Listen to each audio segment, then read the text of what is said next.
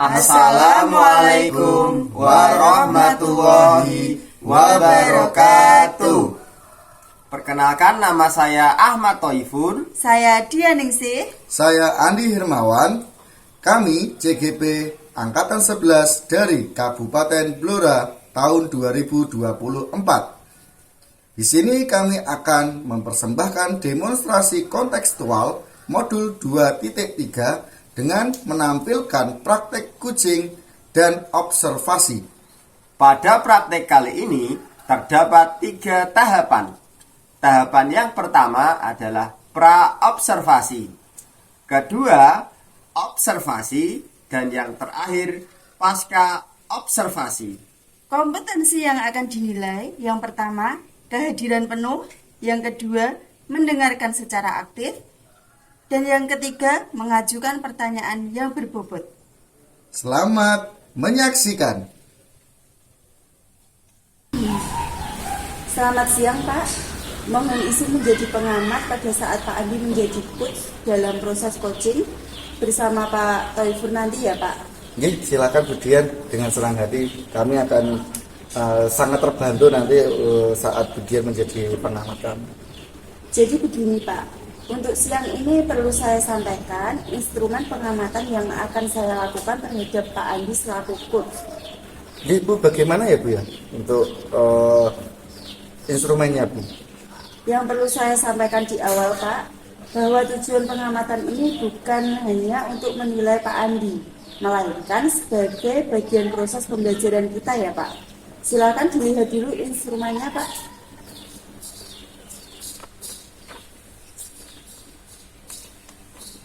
Kalau menurut Pak Andi, apakah instrumen ini sudah cukup membantu untuk pengembangan diri coach? Kalau menurut saya nih sudah ya Pak, Bu ya. Jadi Bu Dian nanti bisa menggunakan instrumen ini dalam proses observasi ini nanti ya Bu ya. Wah, terima kasih banyak Pak Andi. Kalau boleh tahu nih Pak, di instrumen mencakup kompetensi coaching. Menurut Pak Andi, dari kompetensi inti coaching, Bapak ingin saya fokus melakukan observasi pada bagian mana Pak? Yang kiranya sesuai kebutuhan Bapak untuk mengembangkan diri. Dan kalau boleh tahu tujuan Bapak dari proses pengamatan ini? Kalau saya sih Bu ya, menurut saya Bu Dian nanti bisa membantu saya untuk mengamati dalam kompetensi saya dalam mengajukan pertanyaan yang berbobot untuk uji nanti. Saya ingin juga mengetahui apakah dalam proses coaching nanti itu saya tidak menghakimi dan tanpa asumsi seperti itu. Baik Pak, lalu bagian kompetensi mana yang secara spesifik ini diobservasi Pak? Mungkin nanti Bu Dian bisa coba untuk fokus pada pilihan-pilihan kata ataupun gestur tubuh atau bahasa tubuh dari saya mungkin ya Bu ya. Hebat sekali Pak Andi. Lalu kira-kira indikator apa saja yang dapat saya amati yang menunjukkan ketercapaian tujuan itu Pak? Apa ya Bu ya, mungkin kalau kayaknya sih ketika proses coaching saya berjalan dengan baik nanti ya, coaching juga terlihat nyaman, bisa terlihat nyaman terus, dan saya itu tidak memberikan pertanyaan-pertanyaan yang bersifat menghakimi seperti itu. Baik, saya jadikan catatan ya Pak untuk pengamatan proses coaching nanti. Adakah kompetensi lain yang ingin dikembangkan lagi Pak Andi? Saya rasa untuk saat ini saya ingin lebih berfokusnya pada kompetensi pertanyaan yang berbobot terlebih dahulu. Wah, menarik sekali itu Pak. Semoga sukses Pak Andi. Ya, terima kasih ya Bu Dian. Iya Pak, sama-sama. Assalamualaikum, selamat siang Pak Andi. Selamat siang Pak Thoif. Ini sibuk napa mboten ya? Tidak sibukan. Untuk saat ini alhamdulillah kita sibuk Pak. Pak Andi, saya mau curhat-curhat sedikit boleh ya Bu mboten? Dengan senang hati Pak. Pasti. Sini Pak Andi, sering beberapa kali saya itu lewat depan apa namanya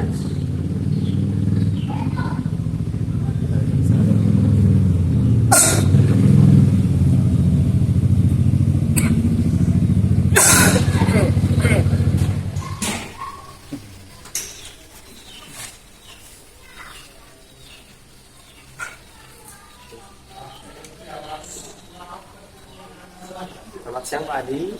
Selamat siang Pak Toib. Sibuk apa buatan hari ini? Nggih, untuk siang hari ini alhamdulillah. Alhamdulillah Free, Pak. sibuk ya. Baik Pak Adi, ini mumpung tidak sibuk ya. Saya boleh curhat-curhat sedikit ya. Nggih, pasti Pak. Monggo dengan senang hati. Apa yang bisa saya bantu Pak Toib? Iya. Jadi ceritanya gini Pak Adi. Beberapa kali saya lewat apa namanya depan kelasnya Pak Adi, kelas 5, saya kan kelas 3 gitu.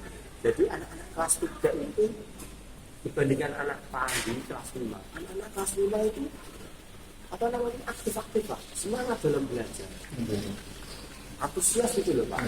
Beda dengan kelas saya itu cenderung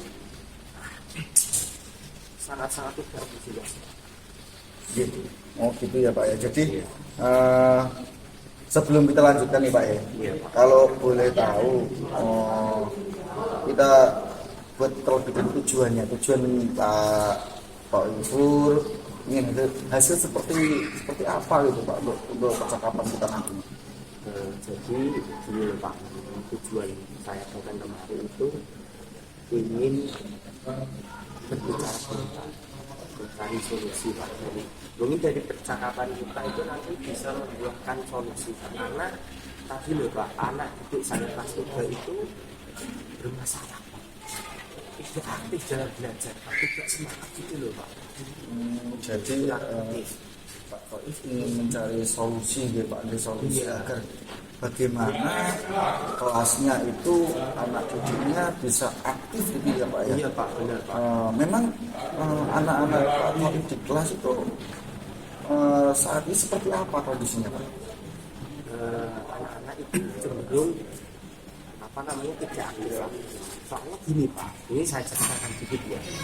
Jadi anak-anak itu aktif kalau dikasih reward, aktif kalau dikasih jadi dan dikasih nilai yang tinggi ketika mau maju, ketika mau mengerjakan gitu Pak. Tapi itu memiliki efek buruk Pak. Jadi habis itu tidak dikasih reward lagi, dia malah tidak aktif lagi. Efeknya buruk Pak. Anak-anak itu aktif gitu loh Pak.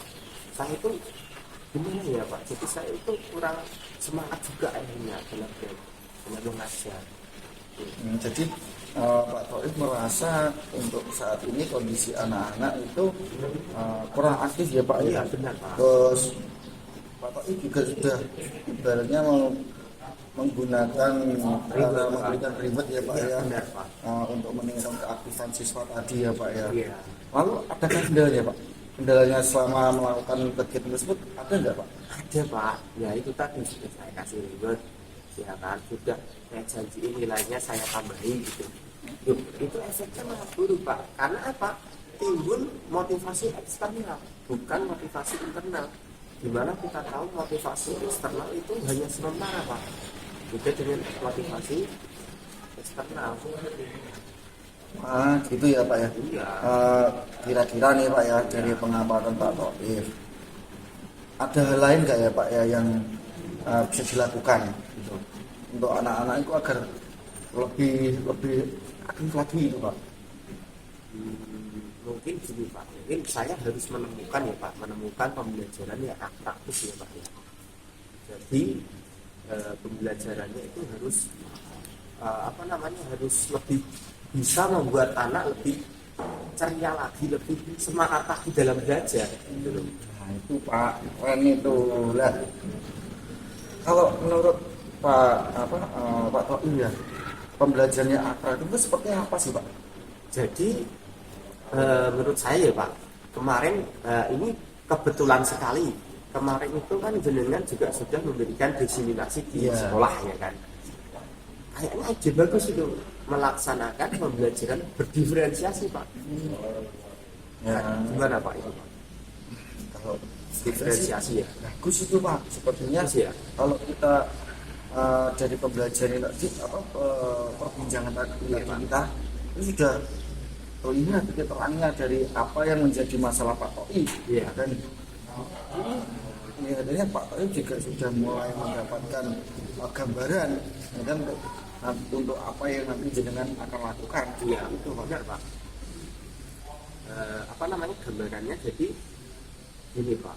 untuk pembelajaran yang diferensiasi ya Pak. Seingat saya dulu waktu disiplinisasi itu harus dipetakan dulu Pak. Harus ada asesmen awal untuk anak itu diketahui kebutuhan anak tujuan belajarnya seperti apa Pak. Gitu. Jadi nanti setelah itu baru kemudian saya menyusun RPP-nya. Harus tahu dulu kebutuhan anak, gaya belajarnya, kemudian profil belajarnya seperti apa. Baru kemudian saya membuat menyusun RPP-nya Pak. Jadi Pak Taufik memetakan terlebih dahulu Iya. kondisi anak ya Pak, kompetensi Iya, anak, benar, terus Pak. kemudian melakukan pembuatan RPP ya Pak ya. Nah, di samping itu Pak, hal lain apa saja mungkin Pak yang bisa dilakukan agar rencana Pak Taufik ini bisa berhasil Pak? Apa ya Pak? Kayaknya gini Pak. Jadi saya juga butuh pengamatan Pak. Nah, mumpung ini Pak Andi kan hampir setiap hari melaksanakan pembelajaran berdiferensiasi kan. Iya. Jadi bolehkah saya nanti hadir di kelas Pak Andi untuk mengamati pembelajaran berdiferensiasi seperti apa, boleh nggak kira-kira? Kalau saya sih dengan senang hati Pak, jenengan mau ikut mengamati juga, saya juga istilahnya dengan senang hati kita bisa berkolaborasi Pak. Nantinya Saya Pak ya? iya pastinya, karena pada sejatinya kita itu masih sama-sama belajar kan Pak ya. Iya. Jadi mungkin kalau menurut Pak Taufik nanti dengan melakukan melakukan ibaratnya kolaborasi dengan saya terkait dengan pembelajaran yang tadi, saya dengan senang hati bisa ikut membantu dan ibaratnya kita mencari titik orang bersama-sama seperti itu Pak. Siap. Jadi iya Pak. Jadi setelah kita ngobrol-ngobrol kan saya akhirnya tahu ya Pak ya. Jadi saya apa yang harus saya lakukan. Yang pertama tadi ya Pak, berarti harus mengetahui kebutuhan anak, gaya belajar, minat belajarnya, profil belajarnya. Kemudian saya harus membuat RPP berdiferensiasi, membuat sedemikian rupa, termasuk juga metode pembelajarannya ini penting Kak menurut saya Pak. Pembelajaran yang membuat anak itu menjadi aktif kembali kan. Setelah saya rancang, nah tentu saja saya kan butuh yang namanya pengamatan, observasi. Nah, ini penting nanti kita bisa berkolaborasi Ya, ya, Pak. pastinya, Pak. Saya nanti berkunjung ke kelasnya Pak Andi, jadi kita bisa berkolaborasi dan semoga nanti saya bisa menerapkannya Pak, ya kan? Ya, bagus sekali itu Pak. Jadi kita harus bisa saling berkolaborasi untuk agar apa ya Pak, pembelajaran di sekolah itu semakin maju dan semakin baik, tidak hanya untuk kesepakatan tapi juga perkembangan bagi kita sebagai pengajar di sekolah. Iya, Seperti iya. itu ya Pak ya. Iya, Pak. Nah, baik Pak, ngomong-ngomong nih Pak, dari obrolan kita tadi ini Iya. Pak, kalau boleh tahu sih Pak dari Pak Taufik sendiri, komitmen Pak Taufik untuk rencana ini tadi, kalau dihitung skala 1 sampai 10 mungkin lah Pak ya, seberapa komitmen Pak Taufik dalam untuk menjalankan rencana tadi Pak? Komitmen ya Pak. Iya. Dengan adanya pengalaman yang kemarin-kemarin Pak, tentu saja ini harus segera dilakukan perubahan dan saya berkomitmen Pak, kalau dinilai ya komitmen saya kasih 10 Pak, karena saya ini serius sekali Pak, ingin ada perubahan Pak di kelas saya Pak. Jadi 2 jempol, 4 jempol atau berapapun jumlahnya Pak ya, saya ikut bangga pada Pak Taufik dengan tanggung jawabnya dan komitmennya seperti itu tadi ya Pak ya. Kira-kira dukungan siapa saja sih Pak yang ingin jenengan butuhkan dalam rencana ini Pak? Untuk ini ya Pak, bantuan atau pertolongan ya Pak, tentu saja saya manusia biasa Pak, tidak luput dari namanya kekurangan. Nah, saya di sekolah itu kan ada rekan kerja, ada juga termasuk karena ada banyak ini, tentu saja saya memilih orang terdekat Pak. Nah, jenengan tahu sendiri, kebetulan teman terdekat saya itu Pak Andi. Kita bisa saling berkolaborasi. Boleh ya? Bisa ya Pak? Pasti Pak, pasti saya siap dengan penuh semangat juga untuk saling berkolaborasi. Gitu, Pak. Oke baik Pak. Ya Pak, apa namanya? Tadi sudah dapat bantuan ya Pak ya dari jenengan ya Pak ya. Apa namanya? Sudah kita berbincang panjang dan lebar ya Pak ya. Jadi saya itu telah apa namanya menemukan solusi dari apa yang telah kita bicarakan tadi Pak. Yang tadi saya datang ke sini dengan pikiran yang amburadul, Pikirannya robot ya Pak. iya Pak. Akhirnya datang ke sini berbincang dengan Pak Andi, perasaan saya menjadi lega Pak. Perasaan saya menjadi lega, alhamdulillah ini sudah menemukan titik terangnya Pak. Yang tadinya benang itu masih busuk Pak, benang busuk Pak. Sekarang sudah menjadi benang merah. Iya. Ya, alhamdulillah ya Pak ya. Terima kasih. Saya juga ikut senang bisa ikut serta dalam membantu Pak Toifur secara tidak langsung. Saya cuma mendengar Pak Iya. apa yang menjadi sebuah kesan Pak Toifur yang nantinya semoga apa yang sudah Pak Toifur rencanakan bisa tercapai semua dan bisa terlaksana dengan lancar. Itu Pak. Jadi kalau gitu Pak, ini apa namanya, mumpung ada jam istirahat ya Pak, saya tak istirahat dulu Pak, capek Pak. Nah, nanti kita ketemu lagi di lain kesempatan ya Pak. Siap. Saya tunggu kolaborasinya. Terima kasih banyak Pak. Ya. Selamat Pak Andi, sudah melaksanakan proses coaching yang luar biasa. Baik, terima kasih ya Bu Dian ya. Jadi begini Pak, saya selaku pengamat sudah mengobservasi proses coaching yang Bapak lakukan. Mohon izin melanjutkan percakapan pasca observasi ya Pak. Ini Bu Dian dengan senang hati ya saya. Jadi Pak Andi, kalau boleh tahu nih Pak, apa yang sudah Bapak lakukan pada saat melakukan coaching yang menjadi indikator ketercapaian pengembangan yang diinginkan? Menurut saya tadi saya sudah membuat sedikit catatan-catatan kecil ya Bu ya terkait kegiatan coaching tadi, dan saya juga menghadirkan diri saya secara fokus dan penuh pada kegiatan coaching tadi. Luar biasa loh Pak itu. Selamat ya Pak Andi. Sekalian ini saya mau menyampaikan hasil observasi yang selama berdasarkan percakapan Pak observasi tadi. Ikut ulasannya. Yang pertama, sebagai coach, Pak Andi sudah menunjukkan berpegang teguh pada prinsip coaching, yaitu proses kemitraan. Hal ini terlihat dari sikap tubuh coach yang tampak bersahabat dan terbuka terhadap coaching. Yang kedua, coach mendengarkan aktif terlihat dengan penggunaan kata kunci atau mengulang ucapan kunci. Yang ketiga, coach sudah memiliki kata tanya terbuka seperti kata tanya apa. Yang keempat, coach menggunakan pertanyaan yang dapat memicu kunci untuk menyampaikan ide-idenya. Senang sekali rasanya Bu, bisa diamati langsung oleh Bu Dian. Terima kasih ya Pak, saya tersanjung loh ini. Pak Andi, ngomong-ngomong nih, kompetensi apalagi yang ingin Bapak kembangkan? Terus berdasarkan hasil melakukan coaching yang barusan dilakukan tadi Pak. Apa ya Bu ya, kalau mungkin menurut saya ya Bu ya, kompetensi untuk mendengarkan secara aktif mungkin ya Bu ya, yang perlu saya kembangkan kembali Bu. Wah, bagus itu Pak. Kira-kira mau dikembangkannya bagaimana ya Pak? Nah, kedepannya mungkin saya bisa menerapkan praktek langsung di sekolah dan praktek coaching juga di sekolah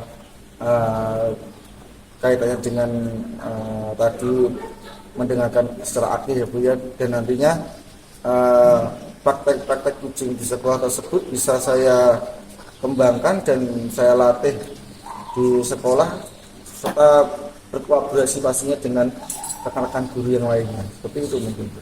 Saya bangga terhadap Pak Andi dapat menjadi pengamat coaching yang Pak Andi lakukan. Saya menemukan banyak pembelajaran di proses ini Pak.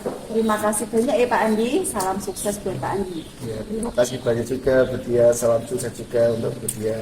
Terima kasih Pak. Sama-sama Bu.